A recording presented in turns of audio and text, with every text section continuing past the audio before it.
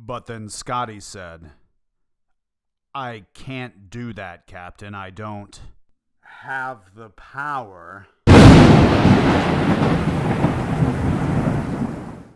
Whew. You know, science fiction's a fun genre, but it can also get pretty intense sometimes. That's why it doesn't hurt to write the occasional laugh into your science fiction premise.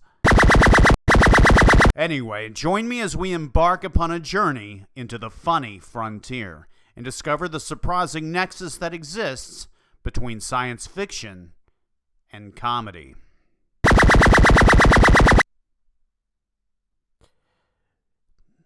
You're sick.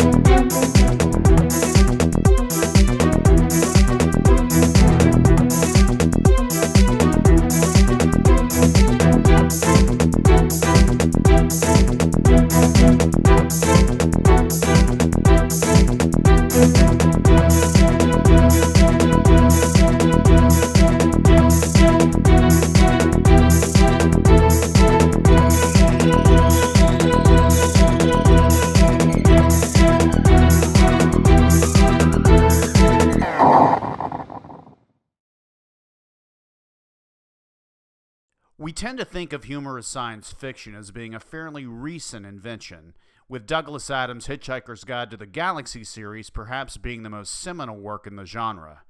But in truth, it goes back much further than that. In fact, it's downright ancient. The most famous work of 2nd century satirist Lucian is a novel entitled A True Story, which is often considered the first ever work of science fiction.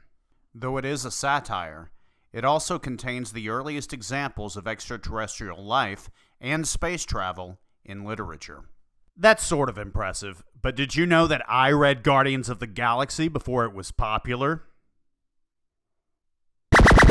Nor should they. In Cyrano de Bergerac's 1657 novel The Other World, a comical history of the states and empires of the moon, a man tries to reach the moon, first by strapping bottles of dew to himself, and when that fails, he tries again in a rocket-powered flying machine. Seems to me that the second plan is obviously the superior one, but I guess I have the benefit of hindsight.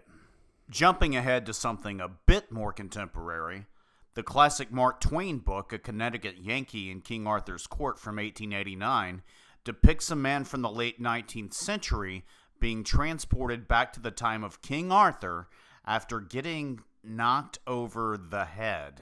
Ugh, painful, but it still sounds more pleasant than this.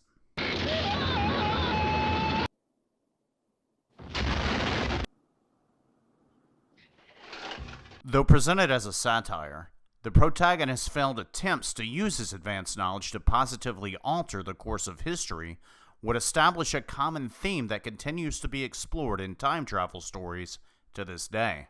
And that leads me into the question that made me want to make this video to begin with. Just why is it that science fiction and comedy seem to go together like peanut butter and jelly, like beer and hot wings, like... I guess anything is better with a creamy chipotle sauce.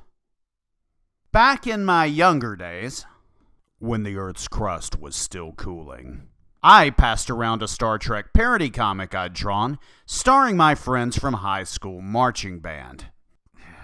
God. And it was because of that an older kid loaned me his copy of Douglas Adams' Hitchhiker's Guide to the Galaxy, thinking that it might appeal to my sense of humor. Or maybe he thought it might actually help me learn to write humor. Oh yeah, well, I write all your lines, don't I? Meta. In either case, he was absolutely right.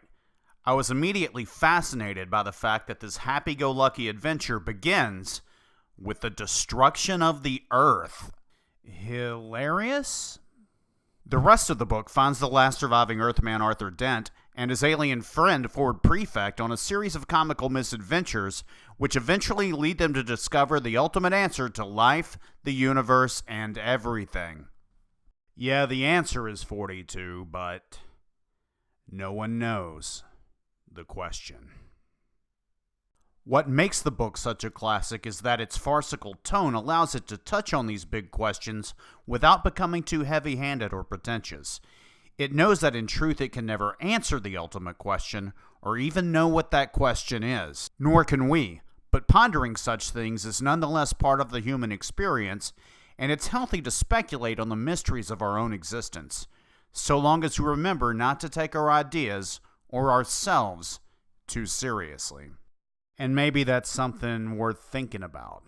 Comedy can also serve as a means of calling attention to serious societal ills, while at the same time poking fun at the absurdities behind them. Mike Judge's 2006 film Idiocracy accomplishes this brilliantly. Its plot centers around a soldier who takes part in a top-secret cryogenics experiment. The original plan is to revive him after only a short period of stasis.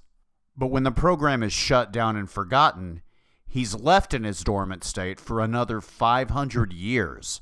When he finally does awaken, he finds himself in a future ruled by rampant anti-intellectualism and bereft of any culture apart from crass commercialism. 500 years, huh? Sounds more like next week.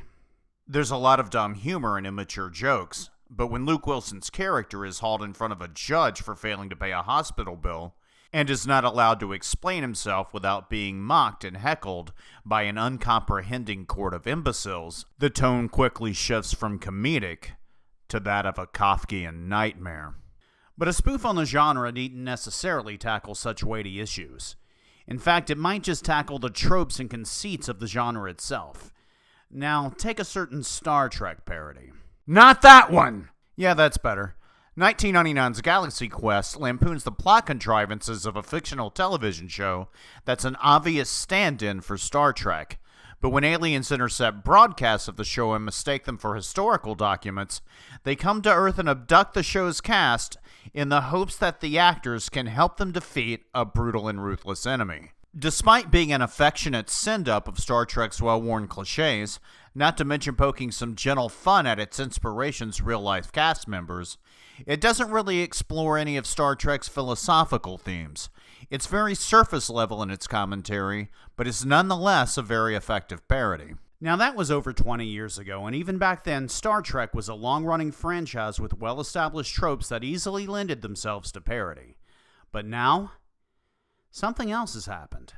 Now, I don't want to get too deep into pointing out how the Star Trek franchise has experienced something of a mission creep in the modern era. Not in this episode anyway, but stay tuned. But I think it's fairly reasonable to say that current Star Trek emphasizes action and special effects in favor of any sort of thoughtful social commentary. In fact, Chris Pine, Captain Kirk 2.0 himself, somewhat infamously responded to criticism for the Star Trek Beyond trailer by saying, "You can't make a cerebral Star Trek in 2016. But the flaw in this sort of thinking is that general audiences seeking action can find it just about anywhere. But where is Star Trek's traditionally niche audience supposed to go if they want more philosophical and social commentary wrapped up in a science fiction package?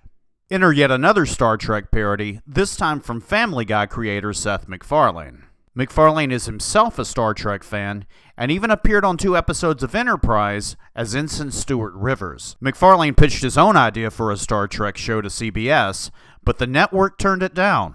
And thank God they did.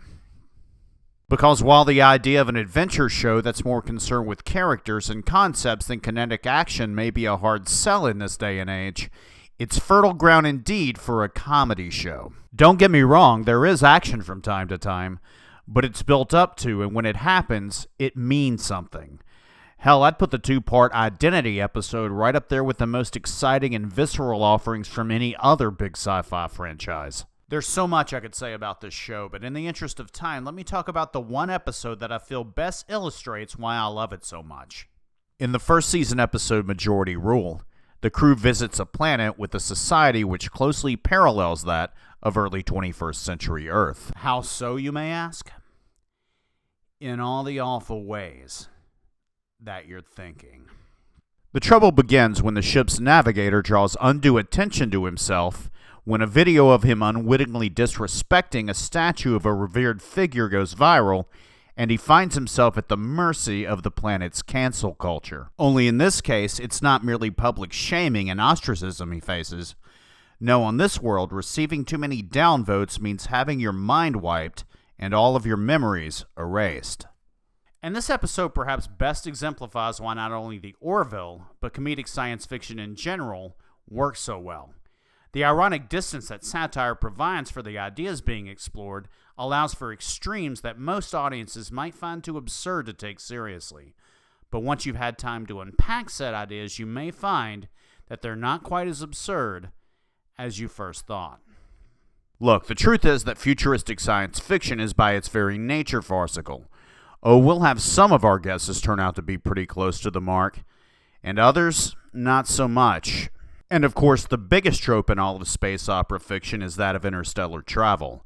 We still have nothing but theories of how that's going to work, or if it's even possible at all.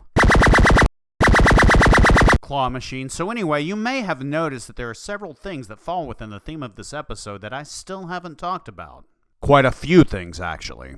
But that just goes to show how expansive this particular subgenre really is.